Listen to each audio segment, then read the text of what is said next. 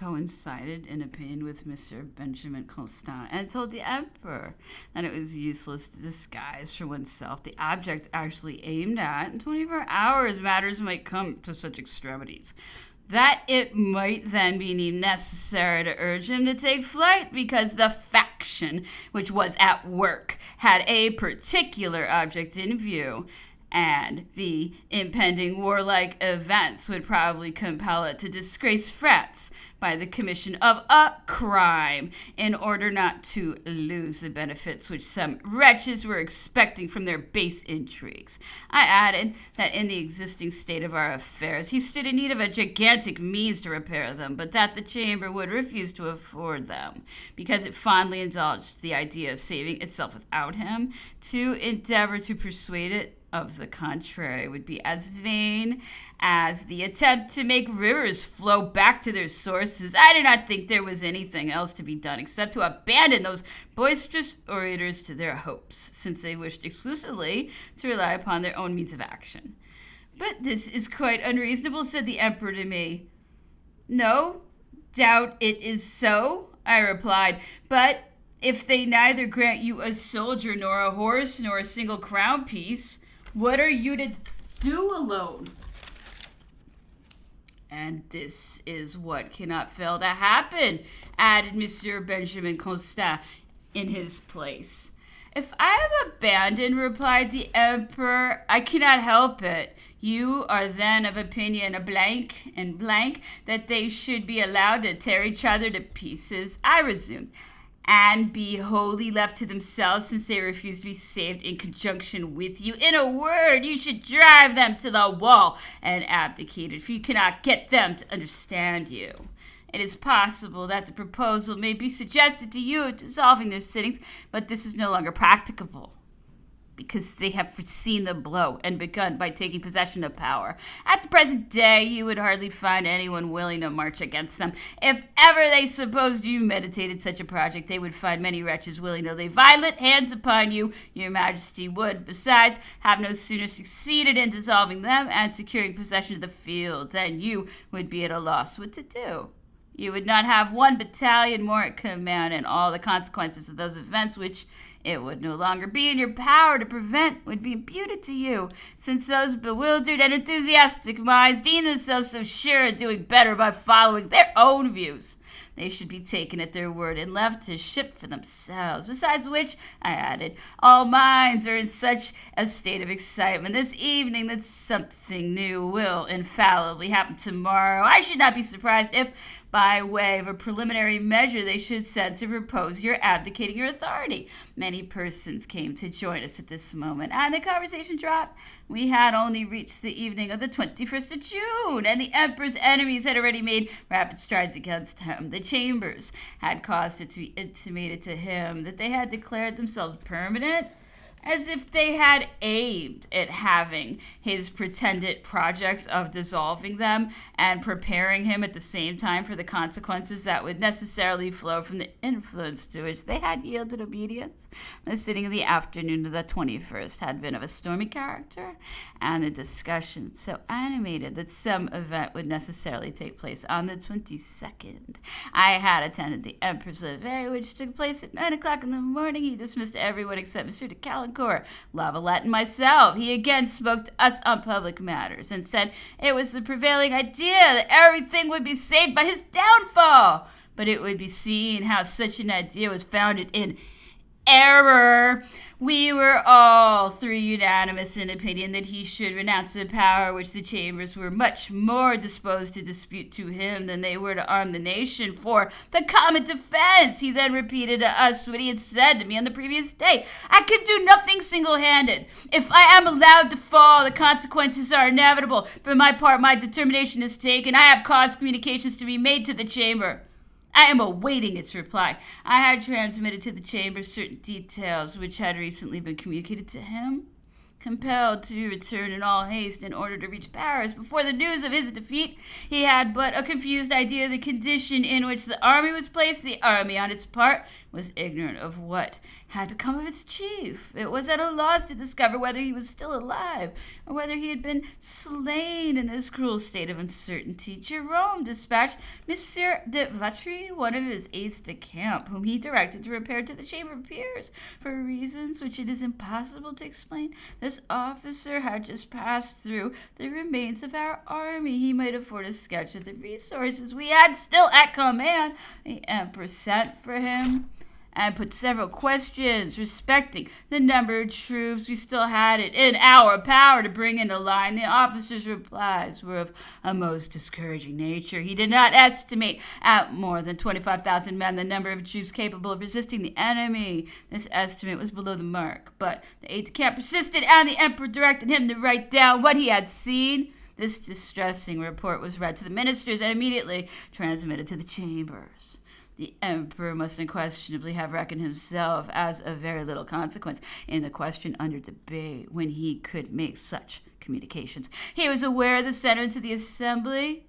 He knew the projects which it had formed against his power, but the welfare of France was the question at issue. He did not feel any apprehension at revealing the full extent of the evil at the moment when it was most important for him to exaggerate his resources in order to overawe his enemies. The 22nd of June was a date fixed upon for a council of ministers. It usually met at the hour of 1 in the afternoon. The Chamber of Deputies was assembled ever since 8 or 9 o'clock in the morning. Already, at the very opening of its sittings, a very unfavorable disposition had manifested itself among the deputies. The agents of Fouché were observed to move about in every direction, exciting the members of the chamber to depose the emperor. A fresh communication made by the emperor to the assembly operated as a signal for a general rising, and I believe that some act of violence would have been committed if a few well-disposed minds had not succeeded in calming the excitement. They proposed to send a deputation to the emperor in order to submit to his consideration that the state of war in which France was again involved affected much less the nation than himself, and that the assembly had the means at command of putting an end to it if he would act so disinterested a part as to restore to it the faculty of action according as circumstances might dictate its adoption. Accordingly, the deputation entrusted with this message came to fulfill its commission towards the emperor. It added, however, that the chamber deeply deplored being under the necessity of imposing upon itself so painful a separation, but felt compelled to request of him that he would once more sacrifice himself to save, by means of negotiations, that there existed no longer any means of defending by a recourse to arms. The emperor graciously received this deputation, spoke to it in very commendable terms, and said that when he returned to France, his main object had been to restore the nation to its freedom. If the assembly had the means of securing that object, it was far from his intention to obstruct the execution of it. But he wished to know in what consisted those means. In any case, he should reply to the message which they had been commissioned to convey to him. The deputation withdrew and carried to the chamber deputies the reply which it had received from the emperor. So ill disposed, however, was that assembly that the members grew offended at the delay which the emperor would probably suffer to elapse before he should communicate his reply, which they were desirous of knowing previously to their attending to any other subject. It was anxiously expected, and the assembly was lost in conjectures as to its purport. Some asserted that he would abdicate, others, on the contrary, insisted that he would dissolve the chamber, and they added that a prompt and categorical answer should be demanded of him, and a term be fixed for his reply, after which they should take their own course. Impatience increased with the delay in breaking up the sitting. A number of groups had formed in the chamber and added to their mutual excitement. Monsieur de Lafayette forgot all consideration for the man who had extricated him from the prison at Olmütz and proposed the emperor's deportation unless he should immediately abdicate his power. The agents of malevolence, who, without being members of the chamber, had access to it as long as the sitting remained suspended, neglected no means of spreading every kind of alarm and of urging the members to pronounce the emperor's forfeiture of the crown. In the meanwhile, an occurrence took place which ought to be related with strict adherence to truth, and without comment. The reader will form his own opinion as to the previous circumstances which must have brought it about. Chapter 8. The deputation of the chamber had come to fulfill its message to the emperor. Between the hours of 12 and 1 o'clock, the rumors of disillusion which had been spread in the assembly had served as a pretense for Monsieur Torton to exhibit himself to view in all the tribunes of the hall, from whence he told the deputies to be under no apprehension. It was intended to dissolve them, but he was ready to take their defense. He had adopted measures for placing the National Guard under arms at a short notice accordingly, whilst Monsieur Torton was acting the part of a political agitator. A rather extraordinary circumstance is taking place in one of the 12 legions composing the National Guard of Paris. The commander, without any orders from his chief, took upon himself the responsibility of bringing together, by beat of drum, the citizens who composed the troop confided to his charge. Ignorant of the motive for which they were assembled, they repaired to the usual place of meeting. The commander there told them that the national representation was threatened, and that he had been called upon to march to its assistance. The legion was so far from suspecting any imposition that it imagined all the other legions had received the same order and were also proceeding to carry it into effect.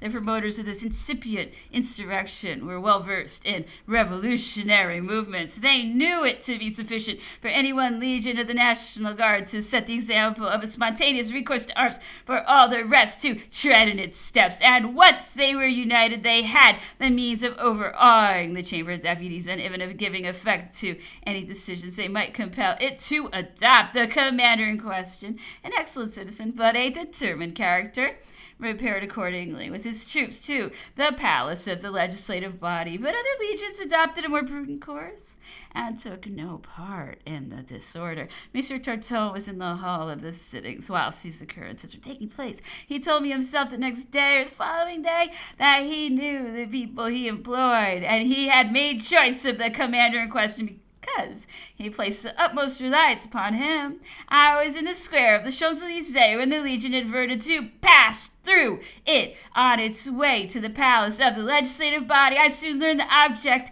it had in view and proceeded in all haste to the palace of the Élysée to acquaint the emperor with what was going forward.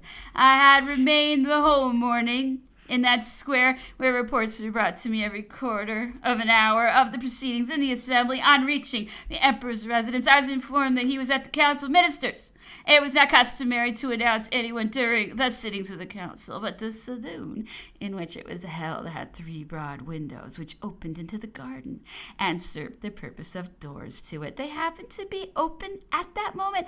I made my way through a passage leading into the garden and stationed myself so as to be seen by the emperor, whose attention was engaged by the reading of the reply to the message from the chamber, which he had caused to be drawn up in full council. I affected to thrust myself forward and to withdraw with signs of impatience. The emperor understood that I had something to communicate to him and came into the garden, where I gave him an account of what was taking place in that chamber of deputies, as well as of the movement of the legion towards that assembly. The emperor returned to the council saying, "There is now something new," and he called me in to report what I just told him.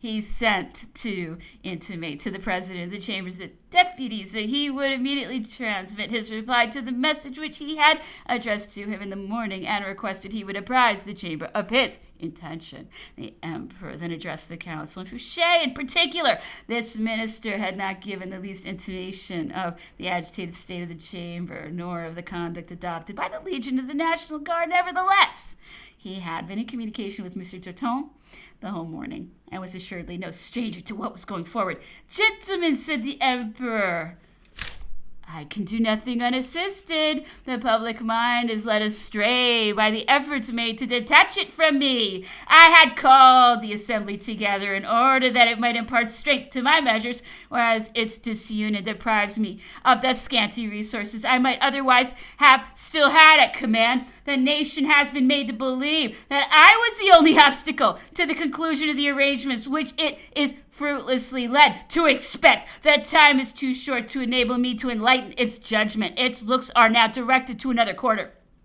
It requires of me that I should sacrifice myself. I am willing to do so, for I have not come to France for the purpose of kindling domestic feuds. Time, which analyzes everything, will prove what are the intentions of those who accomplish the destruction of our remaining resources." He dictated his answer to the message of the Chamber of Deputies, which was worded as follows. When I began the war for the purpose of upholding the national independence, I relied upon the union of all efforts and of all wills, and upon the concurrence of every national constituted body. I was justified in anticipating the success of my endeavors. I had braved the declaration of all the powers against my person. Circumstances appear to be no longer the same. I offer myself in sacrifice to the hatred of the enemies of France. I trust they are sincere and only wage war against me. My political life is closed. I proclaim my son Emperor of the French under the title of Napoleon II. The present ministers shall provisionally form the Council of Government. The affection I bear to my son induces me to recommend that the Chamber will immediately enact a law for the organization of a regency, unite together with a view to the general safety and to securing your national independence. Napoleon. This answer was conveyed to the Chamber of Deputies, who received it with sentiments of joy and admiration. The Council of Ministers broke up, and the palace of the Élysée soon became deserted. This abdication of the emperor was communicated to the Chamber of Peers and made public. Fouché's faction had already accomplished the first part of his projects. We shall now see how it proceeded to attain the remainder. The Chamber of Deputies met in the afternoon for the purpose of selecting the members of the Commission of Government. They were to be 5 in number. That is to say, they were to be appointed by the Chamber of Deputies and 2 by the Chamber of Peers. The first balloting in the Chamber of Deputies brought out the names of Fouché and Carnot, although they were members of the Chamber of Peers. General Grenier appeared in the next balloting together with several other persons, Marshal MacDonald amongst the rest, but Grenier was appointed, having been elected on the third balloting. The peers named Caulaincourt and Quinet, who were both members of their chamber. Previously to this election, there had been a stormy discussion in the Chamber of Peers respecting the character of the emperor's abdication. They fell into an error of judgment, which was found very difficult to get over. Some of the members of that chamber indulged it with long speeches, almost unintelligible for those who had not the experience requisite for discerning the truth through the maze of metaphysical considerations and circumlocutions of language, by means of which it was attempted to conciliate both parties. The act of abdication was attacked, and it was insisted that it should be plain and unreserved in its language. It was again wished, no doubt, to claim the right of nominating a government. This was the first time that I was a member of that assembly. I then understood how easy had been the work of leading astray the numerous assemblies which have acquired such unhappy celebrity during the latter period of our revolution. The character of the emperor's abdication was the subject of the most absurd comments, for it is clear that he could only abdicate in a manner conformable to the constitutions which had foreseen the case, and pointed out his successor. Any act in his part that should have infringed this provision would have been null and void. The chambers which nominated the persons in whom the exercise of power was to be vested had only claimed that right agreeably to the terms of the emperor's abdication. They were not at liberty to censure such abdication any more than to alter its character, since the emperor himself was at hand and might from one moment to another explain in the most definite language what had been his intention in abdicating the crowd. A few members raised their voices for the purpose of pointing out that the slightest alteration made to the act of abdication would necessarily recoil upon and affect the Constitution. They observed that if the principle were once admitted, the consequence which would fairly spring out of it would be the dissolution of the chamber, which had only been appointed in conformity with an act of convocation emanating from the emperor in virtue of the powers which he derived from the Constitution itself. This question was the subject of a warm discussion in the Chamber of Peers, and was already giving rise to angry feelings when a message was brought to them intimating that after a short debate, the Chamber of Deputies had acknowledged and proclaimed Napoleon II.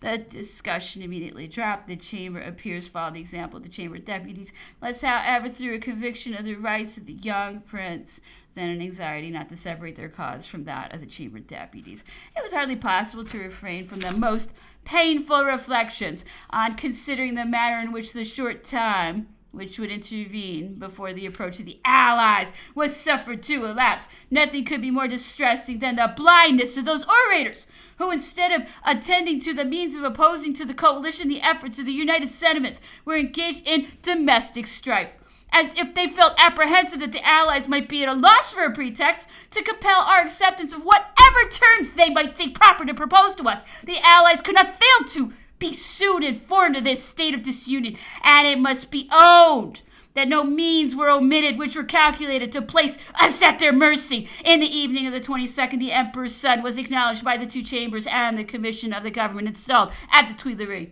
Fouché came again that evening to the palace of the Élysée.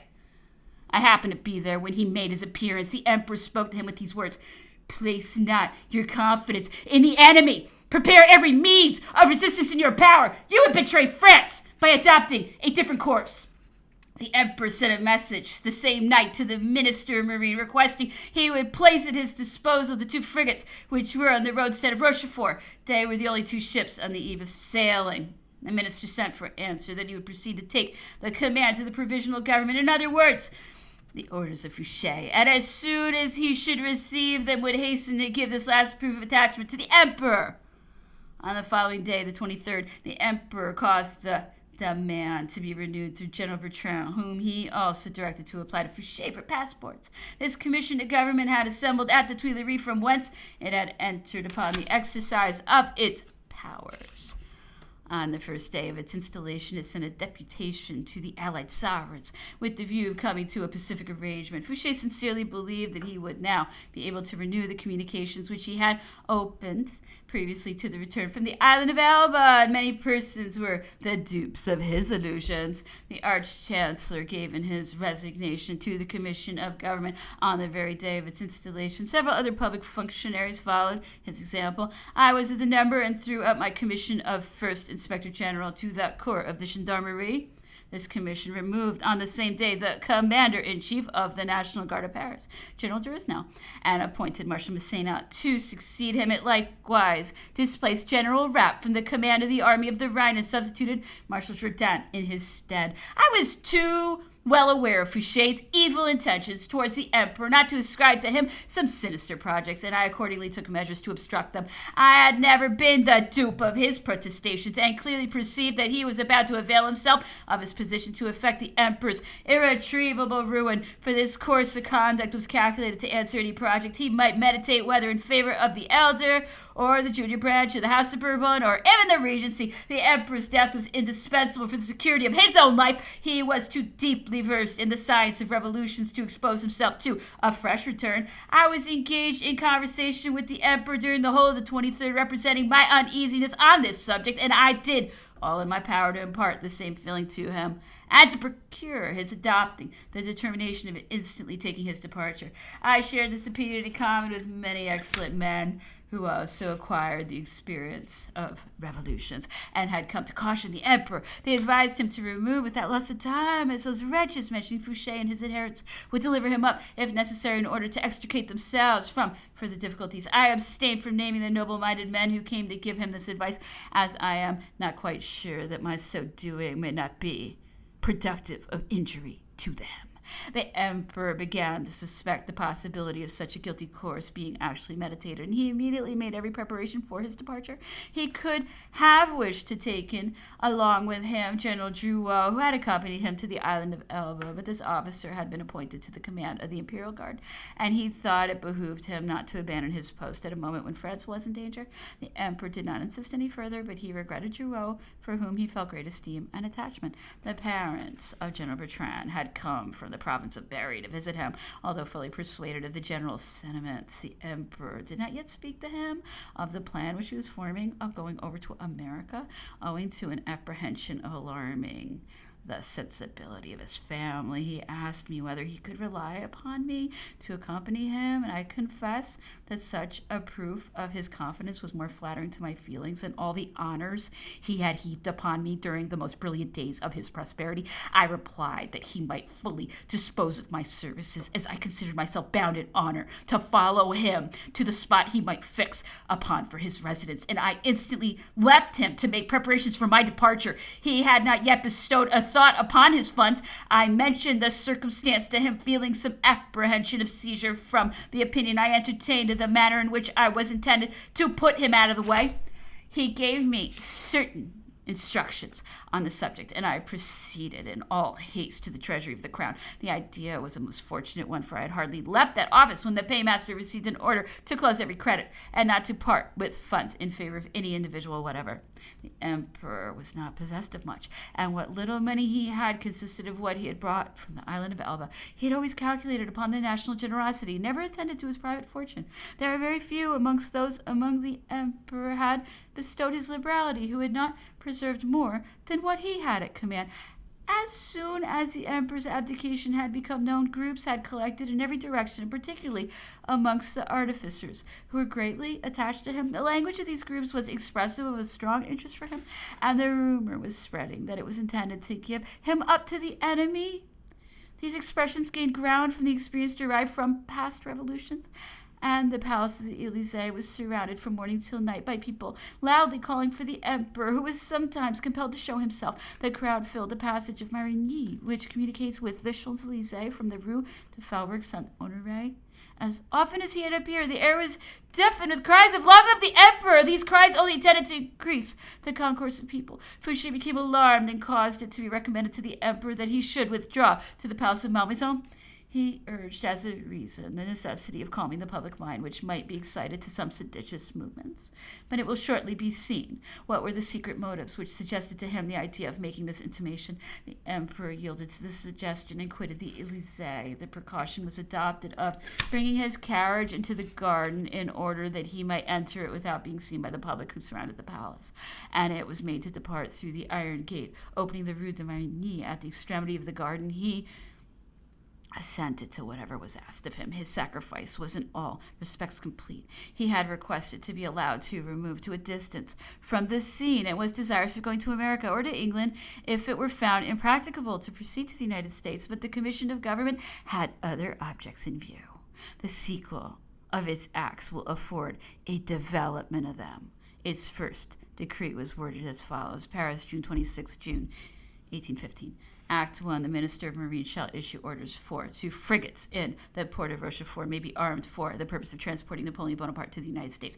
Article 2. He shall, if he requires it, be provided with a competent escort as far as the place of embarkation under the orders of General Becker, who is directed to watch over his safety. Article 3. The Director General of the Posts shall, on his part, issue the orders connected with the service of the relays of horses. Article 4. The Minister of Marine shall give the requisite instructions for the purpose of ensuring the immediate return of the frigates as soon as the landing shall have taken place. Article 5. The frigates shall not leave the roadstead of Rochefort until the passes shall have arrived. Article 6. The ministers of marine, of war, and of the finances are charged, each one in what concerns him, with the execution of the present decree. Signed, the Duke of Otranto, Count Grenier, Count Carnot, Baron Quinet, Calancourt, Duke of Vicenza.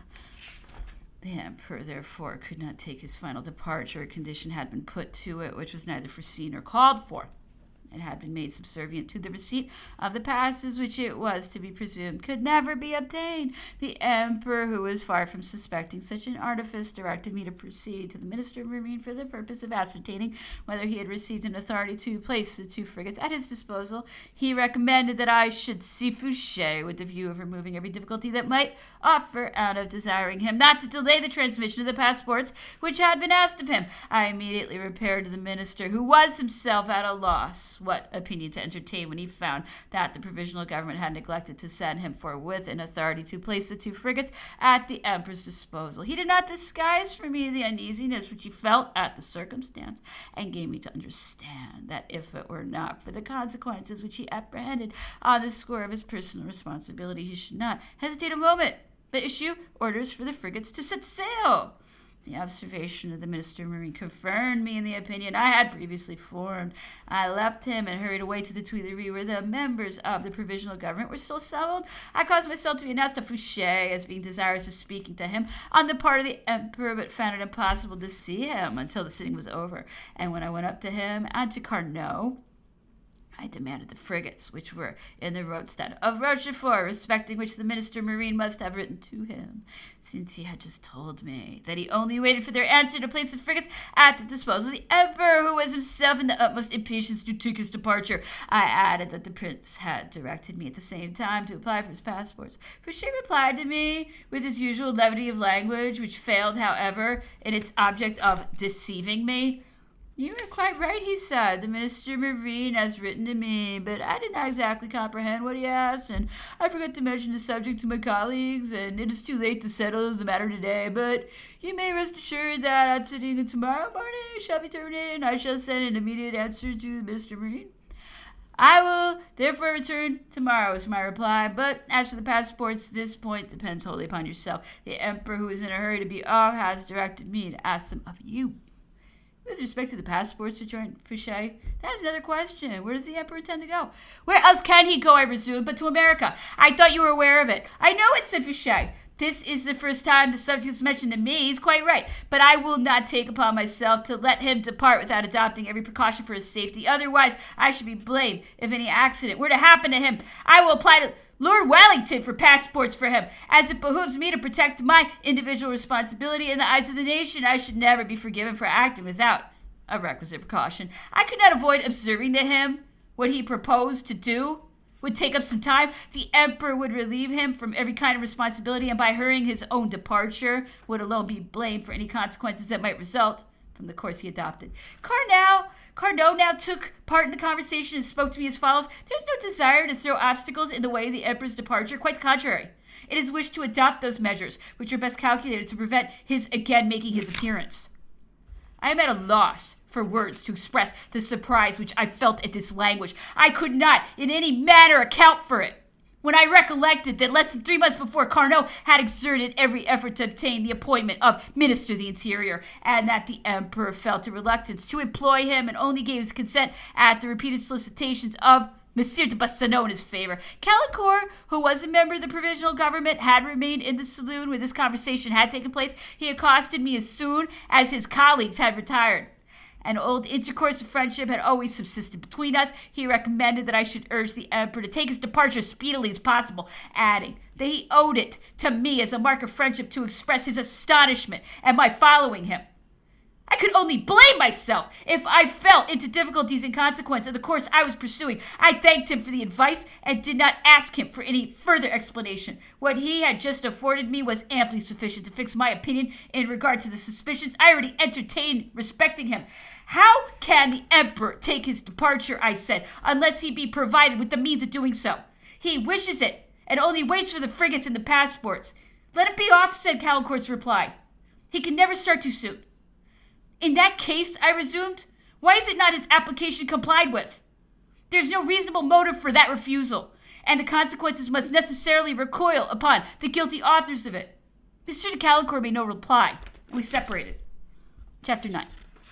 The communication just averted to had so agitated my mind that I hastened to, the next morning, to the Ministry of Police at an early hour for the purpose of again urging Fouché to a decision. I found in his apartment Mr. Archibald de Perigord, in the dress of a person on the point of mounting on horseback. I had a strong suspicion of the motive of his visit. He presented himself to take soundings for the day, and no doubt also to receive orders for Lord Wellington's headquarters. Fouché came to receive me and concluded a short conversation in the following words. You may assure the Emperor that I shall obtain the decision of the Provisional Government this very morning on the subject of the frigates, and that the Minister of Marine will receive instructions for placing them at his disposal. I will also issue immediate orders for expediting his passports. Fouché paid so little attention to what he was telling me that he was urging me at the same moment to direct the Corps of Gendarmerie in Paris to fire upon the first white cockades that might be seen in the streets. You are aware, I replied, that this no longer concerns me, since I have given in my resignation and I am about to join the Emperor. He pretended surprise at the information. I asked him whether I might hope that he would not suffer me to be proscribed. nor do me any personal injury, he again answered as follows: no individual shall be prescribed unless it be intended to prescribe all France. You are besides one of those who have pursued the most even course of conduct. Well then, I said, we shall see how far you will have borne my request in mind. I hastened back to Malmaison to report to the Emperor what had taken place and to communicate to him all my apprehensions. One of my attendants, who was in search of me, brought me on the road an anonymous letter, which I recognized by the handwriting to proceed from a person whom I knew to be well informed of whatever was going forward. That person wrote to me as follows: General, you possess too elevated a mind to become the dupe of your enemies. The time is short and of the utmost value to you. Take a determination, mount your horse, place yourself at the head of your corps of gendarmerie, and do your duty to the king by punishing this provisional government, which will otherwise get the start of you. You have no other means left of escaping the utter ruin that awaits you. What motive can prevent you, since you are now free to act in consequence of the Emperor's retreat? I answered in these words at the foot of the note: I am fully sensible of the friendly motive which has dictated the advice and grateful for it. Neither am I insensible to its value, but I am not told what is to become of the Emperor. He would undoubtedly be sacrificed. In that case, my reply must have been anticipated. It shall ever be.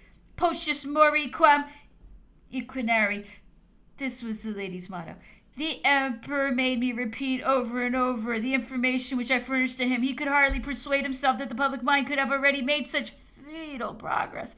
He was less disposed to trust to me than anyone else in a matter of this kind, because he said that I always saw everything in the darkest colorings. He sent General Bertrand a second time to Paris for the purpose of expediting the matters which he had previously entrusted to me, and it was during his absence that General Becker arrived at Malmaison. As a member of the Chamber of Deputies, he came to announce to the Emperor that he had received orders from the Minister of War to repair to his presence and take the command of the troops entrusted to protect him and to answer for his person to the provisional government. There was at this time at Malmaison a battalion of infantry and about 100 dragoons of the guard. The Emperor sent for me at the moment when General Becker came to acquaint him with his orders, and spoke as follows: This is something new which portends no good. How happens it that the Minister of War has made no previous communication to me?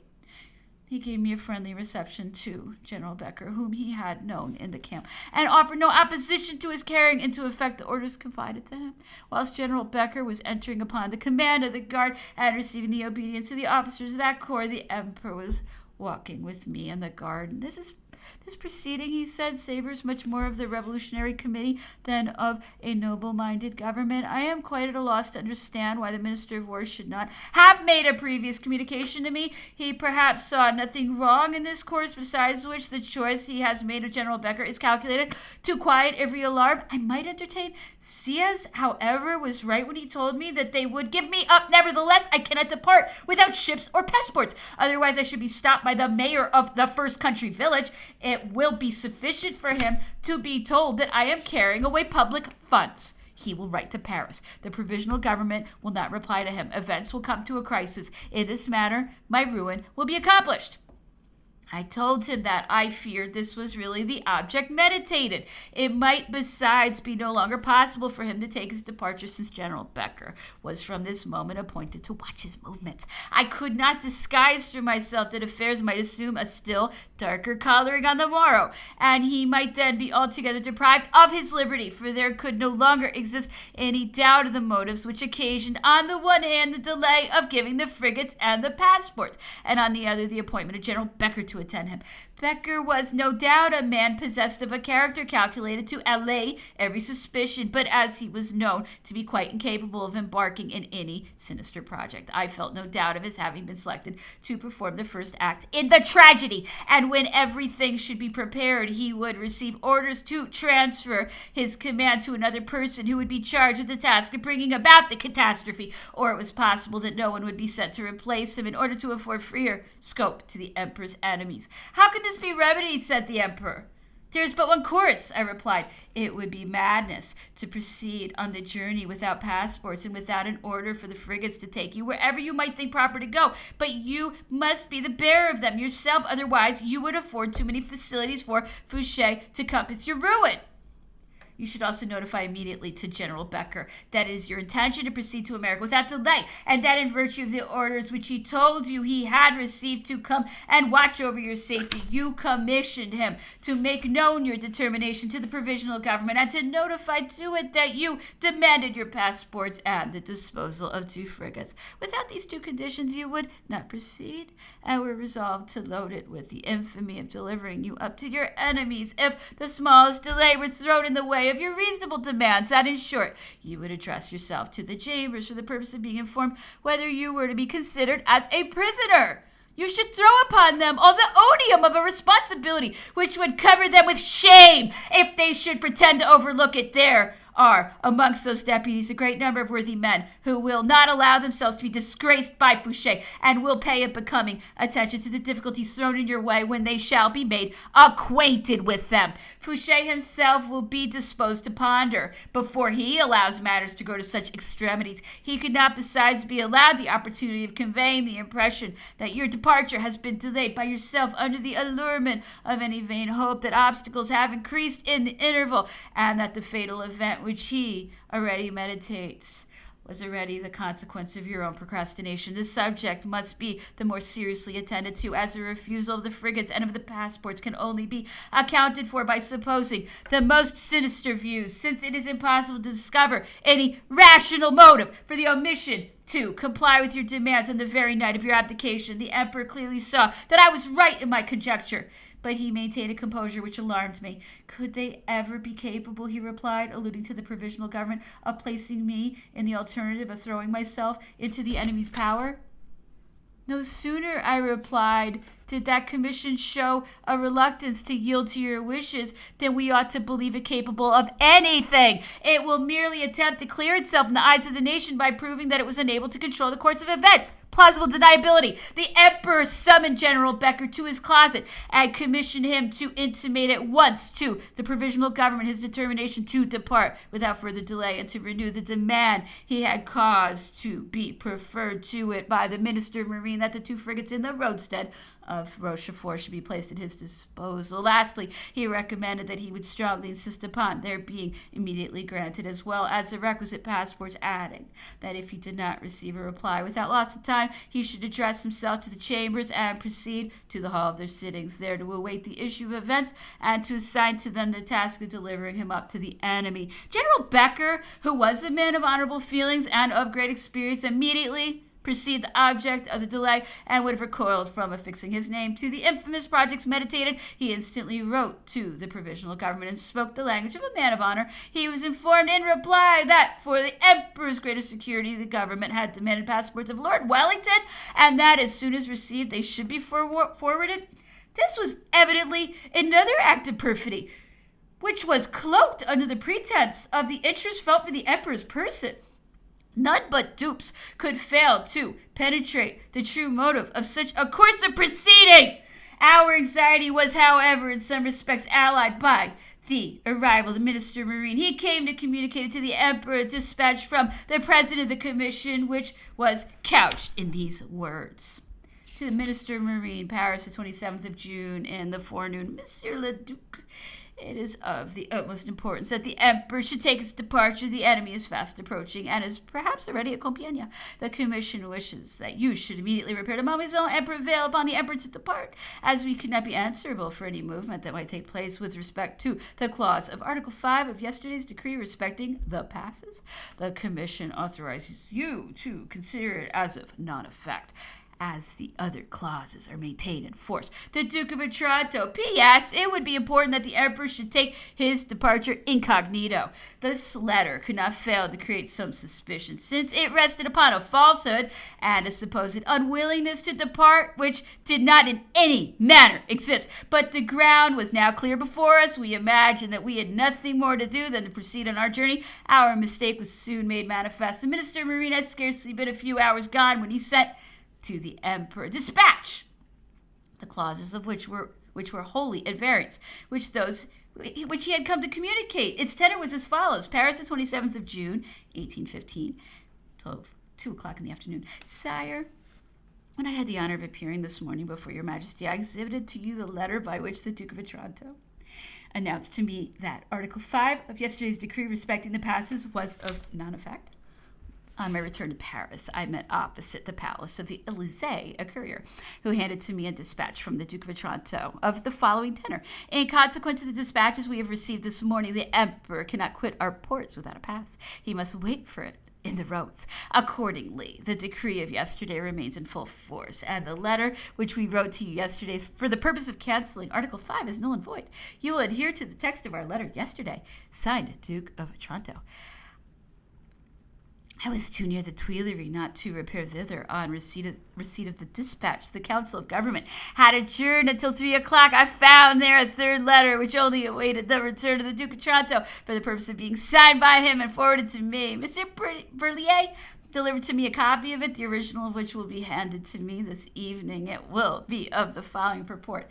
To the Minister of Marine, Paris, 27th of June at noon. Monsieur le Duc, the Commission recalls to your recollection the instructions it transmitted to you an hour ago. You are to attend to the execution of the decree, such as it was yesterday drawn up by the Commission, in virtue which the decree of Napoleon Bonaparte is to remain in the road up Lille-Dax until the arrival of the passports. It is of consequence for the welfare of the state, which he cannot view with indifference, that he should remain there until his fate and that of his family shall be regulated in a definitive manner. Every means shall be employed in order that this negotiation may turn out to his satisfaction. French honor is interested in it. In the meanwhile, however, every precaution should be adopted for the personal safety of Napoleon and for his not quitting the residence temporarily assigned to him. Accepted, the Duke of Otranto, the President of the Commission of Government. It results, this is another letter, from the foregoing, that the Commission conceives it indispensable for your Majesty's safety that you should proceed on board the frigates at Lille-Dax, and for the progress of the negotiations that the frigates should not sail until the arrival of the passports. Whilst I communicate this state of things to your Majesty, I am on the point of returning to the Tuileries. I shall represent there whatever your Majesty has stated to me, and for the orders of the Commission, in case that your Majesty, on arriving at Lille-Dax, should desire to be immediately conveyed to England on board a frigate or any other vessel instead of remaining in those roads. It is needless I should express to you the painful sentiments I experience in circumstance so adore you, which I consider to be already at an end. Decree. We shall presently see how the Commission replied to the wish manifested by the Emperor proceeding direct to England. There could not exist a shadow of a doubt respecting such a wavering course of proceeding and such contradictory measures. The English army was fast approaching. Our troops had recrossed the river Oise. It was easy for the plainest understanding to perceive that instead of granting passports, the enemy might send to carry off the Emperor from Malmaison, where Fouché had taken special care to make known that the prince was then residing. If it had not been Fouché's intention to let the Emperor fall into the enemy's power, he would not have urged him to quit Paris, where he was protected by the honor of the chambers and of the citizens of that vast metropolis, and where he might have appraised, at latest in the evening of the 22nd, of the danger which threatened him. Fouché no doubt wished to claim the merit of having favored the views and interests of the Emperor. When did he do so, however? After he had sent to the English army, and consequently when he knew that there could not exist any objection to meet the Emperor's wishes, since they could no longer be productive of advantage to him, he acted towards that prince as it is customary to act towards those who are about to die. They are no longer refused anything. A concurrence of fortunate circumstances saved the Emperor from this first danger. The Minister of War had taken the command of the troops which were retreating towards Paris. As soon as he perceived that the enemy were approaching the river Oise, he sent orders to General Becker to set fire to the bridges in front of Malmaison.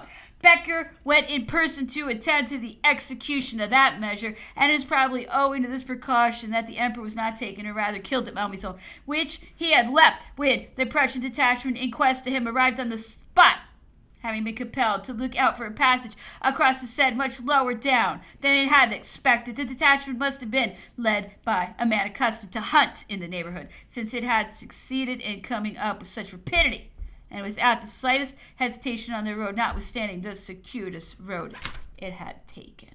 General Bertrand arrived from Paris with promises, but brought no order for the frigates any more than for the passports. The emperor began seriously to reflect on what might be the consequence of this conduct, and as many persons came to see him at Malmaison, he soon discovered what opinion he ought to entertain of Fouché's intrigues. He was placed in a painful position, but he had manifested the intention again of resorting to arms. This threat was sufficient to avert a portion of the danger. The enemy had ventured as far as the Lower Seine and had thereby exposed themselves to be cut to pieces. The emperor kept a close watch upon their movements, discovered their error, and resolved to take advantage of it. He sent for General Becker, represented to him the state of affairs, and commissioned him to be the bearer to the provisional government of his offer of services to it. "You will explain to them," said he to General Becker, "that it is not my intention to resume possession of power. My only wish is to defeat and crush the enemy and compel him by means of our victory to give a favorable turn to the negotiations. As soon as this result shall have been obtained, I shall depart and quietly proceed on my journey." The general transmitted the proposal, but Fouché could not give credit to the magnanimous feeling which dictated it. It interfered too much besides with the projects he had formed. He conceived it to be a means of recovering an authority which the emperor might nevertheless have easily resumed without resorting to a subterfuge. He warmly rejected the offer which was made to him, but afforded no satisfaction respecting the demand for the passports and frigates. It really appeared that this provisional government only sought to keep the emperor in reserve in order that if the enemy should require the sacrifice of his person, their wishes might be complied with. The question would have been referred to the chambers. Stress would have been laid upon the paramount interests of Europe, and with the view of protecting their dignity, they would have entered into a kind of treaty on the emperor's behalf. Though he would no longer have been betrayed into the hands of the enemy, then the treaty would have been consigned to the flames.